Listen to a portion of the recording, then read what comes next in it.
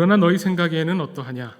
어떤 사람에게 두 아들이 있는데 맏아들에게 가서 이르되 예 오늘 포도원에 가서 일하라 하니 대답하이르되 아버지 가겠나이다 하더니 가지 아니하고 둘째 아들에게 가서 또 그와 같이 말하니 대답하이르되 실소이다 하였다가 그 후에 뉘우치고 갔으니 그 둘 중에 누가 아버지의 뜻대로 하였느냐? 이르되 둘째 아들이니이다. 예수께서 그들에게 이르시되 내가 진실로 너에게 이르노니 세리들과 창녀들이 너희보다 먼저 하나님의 나라에 들어가리라. 요한이 의의 도로 너희에게 왔거늘 너희는 그를 믿지 아니하였으되 세리와 창녀는 믿었으며 너희는 이것을 보고도 끝내 뉘우쳐 믿지 아니하였도다. 아멘. 오늘 말씀은 보통 두 아들의 비유라고 이렇게 이야기되는 그 비유 말씀입니다. 내용은 읽는 가운데 함께 성경을 읽는 가운데 파악이 되실 겁니다. 아들이 두 명이 있는데 두 아들이 있는데 아버지가 포도원에 가서 일 좀 해라 했더니 한 아들은 네 가겠습니다 하고 가지 않았고 또 한 아들은 싫습니다라고 했다가 그 후에 뉘우치고 갔다라는 이야기입니다. 이 본문 이야기를 보면 중요한 것은 제가 일부러 한 아들과 또 다른 아들 이렇게 표현했는데 맏아들이냐 둘째 아들이냐 그러니까 큰 아들이냐 작은 아들이냐는 전혀 중요하지 않습니다. 이 성경 번역에 따라서 성경이 우리가 가지고 있는 신약이 이제 사본이죠. 또 그 사본을 여러 나라의 언어로 번역을 했습니다. 또 우리나라 한글 성경 중에도 번역본에 따라서 맏아들이 가겠습니다 하고 안 간 아들로 표현되기도 하고 둘째 아들이 가겠습니다 하고 안 간 아들로 표현되기도 합니다. 그래서 이 이야기, 이 비유를 맏아들이냐 둘째 아들이냐 그래서 마치 그 구약에 나오는 에서와 야곱 이런 이야기로 이스마엘과 이삭 이런 이야기로 연결짓는 것은 좀 무리가 있습니다.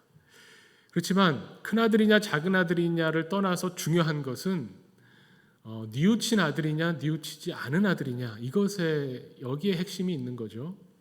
예수님이 이 이야기를 하실 때에 누가 아버지의 뜻대로 누가 아버지의 뜻을 따라서 행동하였느냐 그래서 이것이 행동하느냐 행동하지 않느냐 대답이 중요한 게 아니라 행동이 중요하다 또 이쪽으로 갈 필요도 없습니다.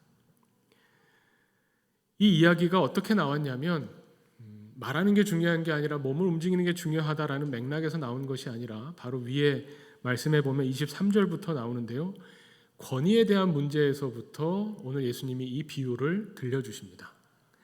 그래서 23절부터 보면 예수님이 사실은 좀 더 앞으로 가야죠. 예수님이 성전에 들어가셔서 이때는 예수님이 십자가를 지시기 바로 그 전 그때 예루살렘에 들어가시고 성전에 들어가셔서 동전 바꿔주는 사람들, 그다음에 비둘기 팔고 이런 이 파는 사람들의 상을 엎으시고 하는 그 성전은 이 아버지의 집은 기도하는 곳이다라는 것을 선포하셨죠. 이 선포에 대해서 제사장들이 찾아와서 대제사장과 장로들이 찾아와서 당신이 누군데 이런 권위 있는 당신이 도대체 누구이기에 이런 권위를 가지고 이런 행동들을 하느냐라고 따졌다는 겁니다. 여기서 말하는 권위의 문제를 가지고 따졌을 때 예수님이 이런저런 답변을 하시면서 이 이야기를 들려주시는 거죠. 근데 이 대제사장들과 장로들이 찾아와서 예수님께 권위에 대해서 따지는 것은 어떻게 보면 자신들의 권위를 세우기 위함입니다. 예수님이 성전에 들어가셔서 동전 바꿔주는 사람들과 이 제사에 필요한 짐승들을 파는 사람들의 상을 엎으신 것은 그것을 거기서 팔아도 좋다라고 허락해준 대제사장의 권위에 도전하는 것과 같은 거죠. 대제사장의 권위로 허락했는데 이것은 틀렸다라고 외치는 것이니까 권위에 대한 도전입니다. 또 예수님이 성전 안에서 가르치고 계실 때 대제사장과 장로들이 와서 무슨 권위로 이렇게 하느냐? 성전에서 가르칠 수 있는 그런 권위, 성전에서 가르칠 수 있는 허락을 우리는 하지 않았는데 도대체 왜 갑자기 여기 와서 막 사람들을 가르치느냐라고 따지는 겁니다. 그러니까 이 종교적인 권위와 예수님이 행하신 일이 부딪혔다는 거죠. 그래서 이 권위에 대해서 이야기하실 때 예수님이 아주 단도직입적으로 되물으십니다. 나도 대답을 해줄 텐데 먼저 그럼 대답해봐라. 세례 요한의 권위는 그 하늘로부터 왔냐 사람으로부터 왔냐 이렇게 물었던 겁니다. 요한의 세례가 어디로부터 왔느냐 이렇게 물어보는 거죠. 하늘로부터 왔는지 사람으로부터 왔는지. 이 권위라고 하는 것은 뭐냐면 사전적인 의미로 보면요, 우리나라 국어사전에는 다른 사람을 통솔하여 이끄는 힘을 권위라고 합니다. 이거는 권위의 입장에서 풀어 쓴 설명이죠. 권위를 어떻게 보면 부릴 수 있는 사람 입장에서 보면 다른 사람들을 통솔해서 이끄는 힘을 가지고 있는 사람이 권위자고 그 힘을 권위라고 부르는 거죠. 근데 그걸 따르는 사람 입장에서는 어떤가요? 권위라는 것은 따르게 되는 힘을 말하는 거죠. 그 힘이 하늘에서부터 왔느냐 사람으로부터 왔느냐, 이 질문은 어떻게 보면 굉장히 복잡한, 또 생각을 많이 해봐야 되는 질문입니다. 사람으로부터 왔다라고, 세례 요한의 세례가 사람으로부터 왔다고 하면 그냥 자기 혼자 했다라는 얘기가 아니라 이 권위라고 하는 것이 생각해 보면 사람들이 합의에 의해서, 시스템에 의해서 어떤 다른 사람이 모두 동의하는 어떤 그 상징적인 지위, 신분에 대해서 부여되는 그런 힘이라고 볼 수 있거든요. 아주 쉽게 생각하면 이제 국가라는 거는 뭐냐라고 할 때 우리는 국민이 마치 국가를 위해서 있는 것처럼 생각하지만 사실은 국민의 편의에 의해서 국가라는 것을 조직한 거죠. 만든 거죠. 국민을 위해서 국가가 있는 겁니다. 그래서 모든 힘은 국민으로부터 나온다. 이 말은 국가의 힘을 부여해 줬다라는 의미잖아요. 그런 의미로 본다면 사람으로부터 나오는 힘도 굉장한 힘입니다. 사람으로부터 나왔다고 해서 별거 아닌 것이 아니라 많은 사람들이 동의해서 힘을 부여할수록 그 힘이 막강해지는 것이고, 아주 쉽게 말해서 지금 우리가 가지고 있는 이 국가라고 하는 시스템은 합법적이고 정당하게 여겨지는 강제력을 쓸 수 있는 단 하나의 조직인 거죠. 국가가 뭔가를 폭력적인, 그러니까 강제력을 동원한다고 했을 때 사람들이 다 이건 합법적이다, 이건 정당하다라고 인정해 준다는 겁니다. 그게 사람으로부터 나오는 권위죠. 그래서 어떻게 보면 지금의 국가가 생긴 지 사실 인류 역사에서 보면 얼마 안 되지만 그 전부터 있었던 어떤 권위는 종교적인 권위라고 할 수 있죠. 국가보다 훨씬 오래됐습니다. 이 종교적인 권위는 하늘에서부터 부여받은 것이다라고 주장하는, 제가 이렇게 주장한다고 말할 수밖에 없죠. 이 종교라고 하는 것은 어떻게 보면 대제사장들이 지금 우리가 권위가 있는 사람이고 우리가 힘이 있는 사람인데 예수라고 하는 당신이 우리로부터 허락받지도 않고 이런 일들을 행하는 것이 도대체 그 근거가 뭐냐? 우리는 당신에게 이런 일을 하도록 허락해 준 적이 없다라는 것을 이야기하는데, 자신들은 하늘에서부터 부여받은 힘이 있다고 생각하지만 예수님이 볼 때는 아니라는 거죠. 하늘로부터 온 권위, 이 권위는 뭘까요? 신으로부터 부여받은 권위. 예전에는 이게 어떻게 보면은 이 다른 사람을 말씀드린 것처럼 통솔하고 이끄는 힘이 나는 하늘로부터 온 거다. 태어날 때부터 특별하게 태어났고 신적인 권위를 부여받은, 그래서 당신들을 다스리도록 태어난 사람이다. 이것이 보통 우리 그 구약 성경에도 보면 애굽에서 이 바로를, 왕을 태양신의 아들이라고 하고 신적 권위를 받았다고 이야기하고 사람들이 거기에 다 따르죠. 중요한 거는 사람들이 거기에 따른다는 겁니다. 그 권위를 인정하고 그 권위, 통솔해서 이끌어갈 때 그 이끄는 힘에 따라가는 거죠. 그래서 이 대제사장은 착각하는 겁니다. 이것이 나에게 부여된 고유의 힘이다라고 생각하는 거죠. 그런데 그러면 이 현대사회, 21세기에 지금 우리가 살고 있는 현대사회에서 이게 먹힐까? 요즘 어떻습니까? 종교와 국가의 관계를 생각하면 과거에 중세 시대에는 교황이 웬만한 왕이나 영주보다 훨씬 강력했죠. 그 하늘로부터 온 권위라고 생각하고 신으로부터 부여받은 신의 대리자로서의 교황이었기 때문에. 그런데 지금은 이 국가와 종교의 관계가 그렇지 않습니다. 종교의 권위를 하늘에서부터 온 권위라고 생각하는 사람은 거의 없는 것 같습니다. 상식적으로는요. 그렇게 보면 현대인이 살아가면서 왜 그렇다면 굳이 종교의 권위가 필요했을까? 필요에 의해서 국가도 만들어진 거고 필요에 의해서 권위도 생겨난 건데, 권위라고 하는 누군가가 이끌어가는 힘이 어떤 여러 사람, 공동체에 필요하다라고 하는 것이 어떻게 보면 인류 역사에 있어서 계속 나오는 거죠. 왜냐하면 우리는 한계가 있거든요. 우리는 뭔가 의지해야 될 대상을 찾기를 원하고, 그리고 혼자서는 살 수 없는 존재이기 때문에 이 자연 상태에서 자기 혼자 살 수 있는 그런 존재가 아니죠, 인간은. 그러다 보니 이런 그 종교적인 권위도 필요하고 의지해야 할 어떤 것도 필요합니다. 근데 현대는 여러 가지 시스템을 발달시키면서 그런 것이 필요 없다고까지 하는 데 같습니다. 그래서 미국 교수지만 미국에 있는 사회학과 교수 필 주커먼이라는 사람이 종교 없는 삶이라는 책을 썼어요. 이 책에 보면 이 책은 뭐라고 이야기하냐면 종교가 없으면 기준이 없어서 무절제하게 살고 자기만 옳다고 생각해서 오만하고 이웃을 돌보지 않고 이기적일 거라는 막연한 편견이 있지만 종교가 없는 사람도 그렇지 않다라고 주장하는 겁니다. 그러면서 뭐라고 이야기하냐면 책에서 이렇게 이야기합니다. 활력과 의욕, 열정, 끈기를 갖고 지금 여기에 삶을 살아가는 것. 또 이 세상이 우리가 가진 전부이므로 세상을 더 나은 곳으로 만드는 일에 헌신하는 것.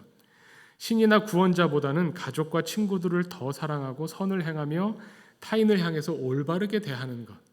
이것이 종교 없는 사람들의 삶이다. 바람직한 삶이다. 라고 이야기하는 겁니다. 굉장히 설득력이 있죠. 꼭 종교가 있어야만, 신이라는 존재가 있어야만 다른 사람에게 잘 대해주고 이 세상이 끝이라고 생각하면 내가 사는 이 세상을 마음대로 사느냐? 그렇지 않다라는 거예요. 종교가 없다고 해도 그렇지 않을 수 있다는 거예요. 정확히 말하면 그렇지 않을 수 있다. 그래서 종교 없는 삶도 의미 있는 삶이 될 수 있다라고 말하면서 결국 이 책에서 하고 싶은 말이 뭐냐면 종교가 없다고 해서 불안해하지 말아라 라는 겁니다.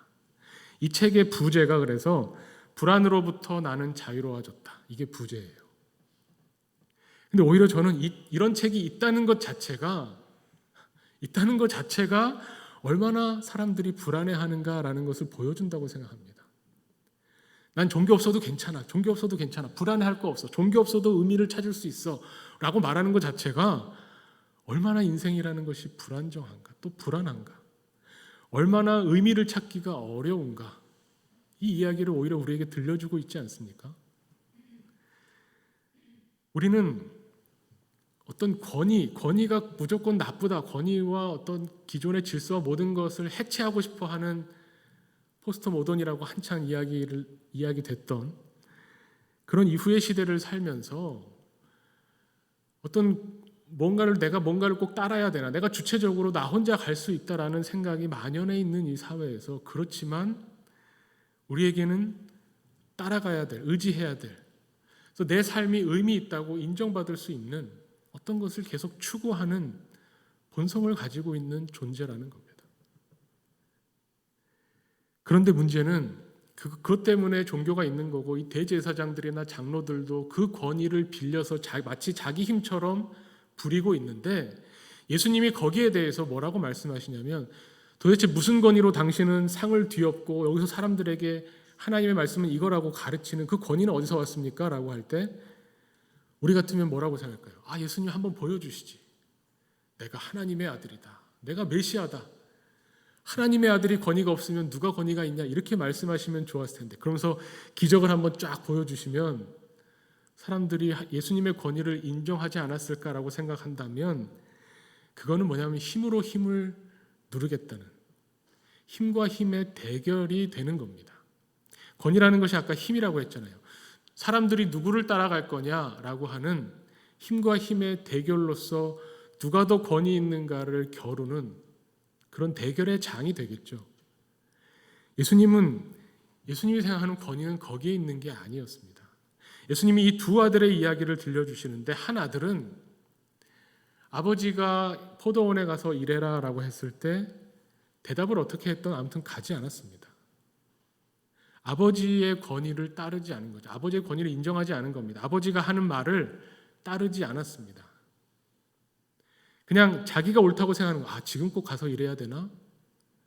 지금 일할 필요가 있나? 아니면 포도원에 다른 일꾼들도 있는데 나까지 가야 되나? 자기가 생각하고 판단하고 결정할 수 있죠.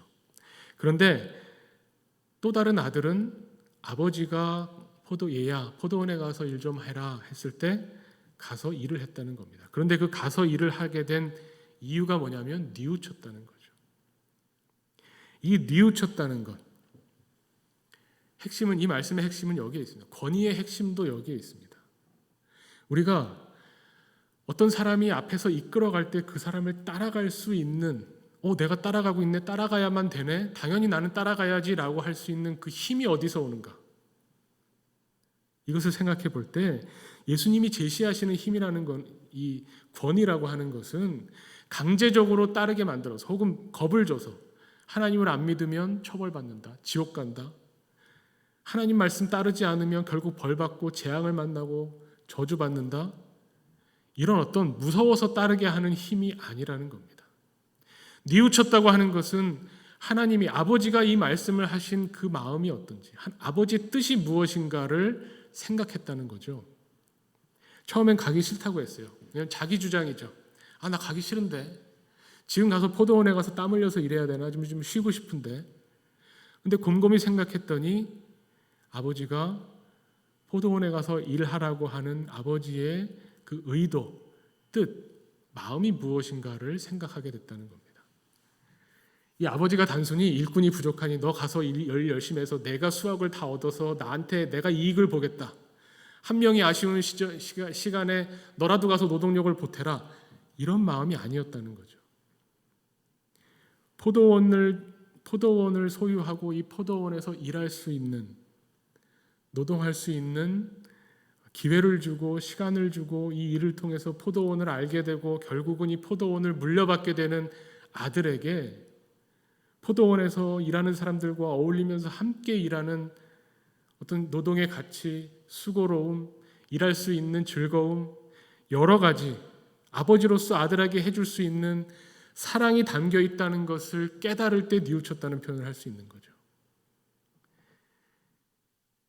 저는 이 말씀을 예수님께서 이 비유를 말씀하시면서 아마 스스로를 생각하시지 않았을까 생각합니다. 예수님이야말로 하나님 아버지의 뜻을 헤아려서 그 뜻대로 순종하신 분이잖아요. 하나님이 이끄시는 대로 기꺼이 이끌려 가신 하나님의 권위에 순종하신 분인데, 저는 이 말씀 보면서 그렇다면 예수님도 이 뉘우치신 때가 있었나 보다. 우리가 늘 이 말씀을 읽을 때 우리가 뉘우쳐야지, 나는 뉘우치고 있나, 뉘우치면 회개고 돌이키고 생각하는데, 예수님도 이렇게 비유를 하셨다면 예수님에게도 뉘우침의 때가 있나? 뉘우치다라고 말하는 게, 예수님한테 표현하는 게 어떨지 모르겠지만 어쨌든 예수님이 결정적으로 아버지의 뜻, 하나님의 뜻을 깨닫고 헤아리고 하나님의 그 마음이 예수님의 마음이 되어서 기꺼이 그 뜻에 순종하고 따라가는 그런 예수님의 모습을 우리가 봅니다. 결정적으로 성경이 보여주는 게 사실은 겟세마네 기도죠. 예수님이 기도하실 때에 처음에는 이 잔을 좀 피해 주십시오, 예수님의 뜻을 말씀하셨지만 이 하나님의 아들의 권위는, 하나님의 아들이기 때문에 기적을 일으킬 수 있고 힘을 보여줄 수 있고 다 내 뜻에 너희들 겁줘서 내가 강제적으로 내 뜻에 굴복하게 만들 수 있다는 것이 하나님의 아들의 권위가 아니라, 예수님이 생각하시는 하나님의 아들로서의 권위는 하나님의 뜻에 순종할 때 나오는 권위를 예수님은 깨달으셨던 거죠. 그래서 기도하실 때에 내 뜻이 있지만, 나는 이걸 피하고 싶지만 내 소원대로가 아니라, 내 뜻대로가 아니라 하나님 아버지의 뜻대로 되기를 원합니다, 여기까지 가도록 기도하셨다는 겁니다.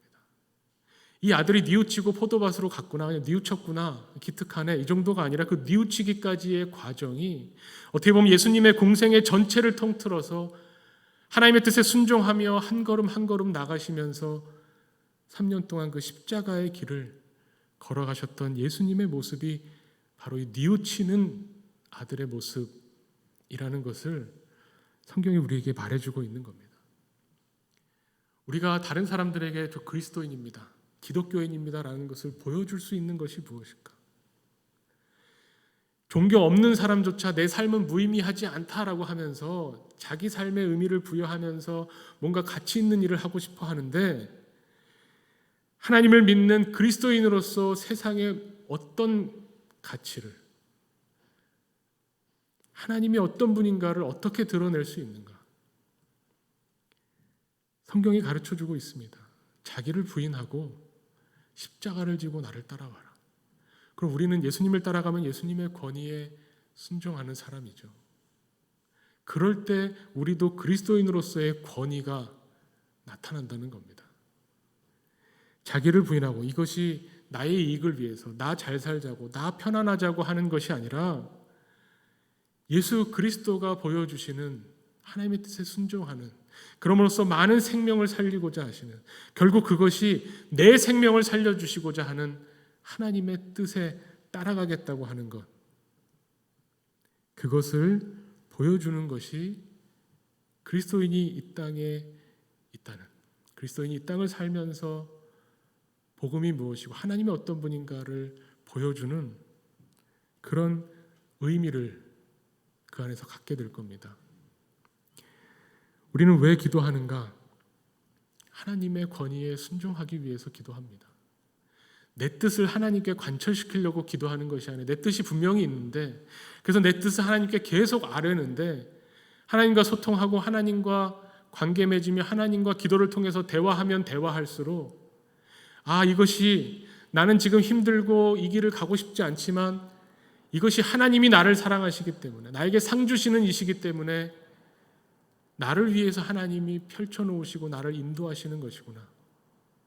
하나님의 그 사랑에 감동하고 뉘우쳐서 하나님이 이끄시는 그 길을 기꺼이 따라가고 순종하는 사람이 되기 위해서 기도하는 겁니다. 우리 기도의 핵심은 바로 거기에 있죠. 내 뜻을 주장하는 것이 아니라 아버지의 뜻이 어디 있는지, 아버지의 뜻대로 하는 것까지, 아버지의 뜻을 깨닫고 알아서 아버지의 뜻을 이 땅에서 이루어드리는 데까지 가기 위해서 우리는 끊임없이 쉬지 않고 기도하는 사람들입니다. 오늘 예수님의 말씀처럼 뉘우쳐서 믿는 사람들, 뉘우쳐서 믿고 하나님의 자녀로 사는 사람들, 그 사람들이 되기 위해서 예수님이 우리에게 말씀하시고 가르쳐 주십니다. 오늘 말씀을 통해서 누가 아버지의 뜻대로 하였는가? 누가 아버지의 권위에 이끄시는 그 힘에 순종하며 아버지를 따라갔는가? 주님을 따르는 사람인가? 이 생각을 가지고, 이 고민을 가지고 신앙생활 해나가기를 원합니다. 우리가 살아가는, 또 우리가 선택하는, 우리가 결정하는 하나하나가 하나님의 뜻에 따라가는, 하나님의 권위에 따르는 사람으로 세상에 서기를 원합니다. 이것이 우리가 이 하나님을 믿지 않고 종교가 없는 세상을 살고 삶을 살기 원하는 사람들을 향해서 하나님의 사랑하심, 예수 그리스도의 십자가를 통해서 우리에게 펼쳐주시는 하나님의 그 사랑을 보여줄 수 있는 주님의 제자로 주님을 따르는 길이라고 우리가 믿습니다. 함께 이 시간 기도하겠습니다.